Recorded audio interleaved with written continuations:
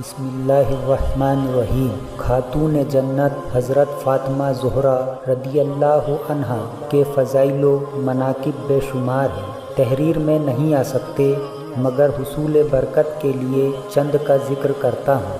آپ نبی پاک کی سب سے چھوٹی صاحبزادی ہیں۔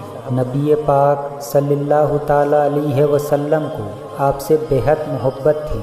آپ کے آنے پر نبی کریم صلی اللہ علیہ وسلم فوراً کھڑے ہو جاتے، آپ کی پیشانی چوم کر اپنی مسند پر بٹھاتے۔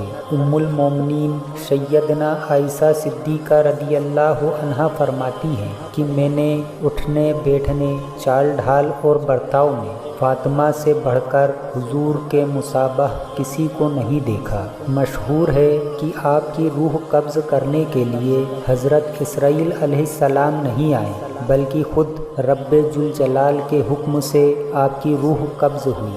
آپ رضی اللہ تعالی عنہ کبھی نماز کے قیام میں ہی ہوتی اور رات گزر جاتی، کبھی رکوع میں اور کبھی ایک ہی سجدے میں ساری رات نکل جاتی۔ آپ رضی اللہ عنہ فرماتی ہے، اے مولا، تو نے کیسی چھوٹی چھوٹی راتیں بنائی ہیں کہ فاطمہ دل کھول کر عبادت بھی نہیں کر پاتی۔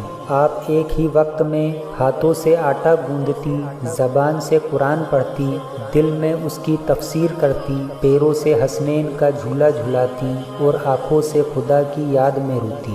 حضور صلی اللہ علیہ وسلم ارشاد فرماتے ہیں کہ فاطمہ میرے گوشت کا ایک ٹکڑا ہے، تو جس نے اسے ناراض کیا اس نے مجھے ناراض کیا، اور جس نے اسے تکلیف دی اس نے مجھے تکلیف دی۔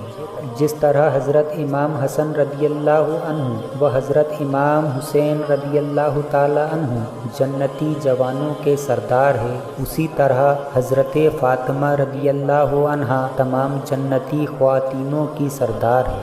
ایک مرتبہ مولا علی رضی اللہ تعالی عنہ نے حضور صلی اللہ علیہ وسلم سے پوچھا کہ آپ کس کو زیادہ محبوب رکھتے ہیں، مجھے یا فاطمہ کو؟ تو آپ صلی اللہ علیہ وسلم فرماتے ہیں کہ بے شک فاطمہ مجھے تم سے زیادہ محبوب ہے اور تم میرے نزدیک ان سے زیادہ عزت والے ہو۔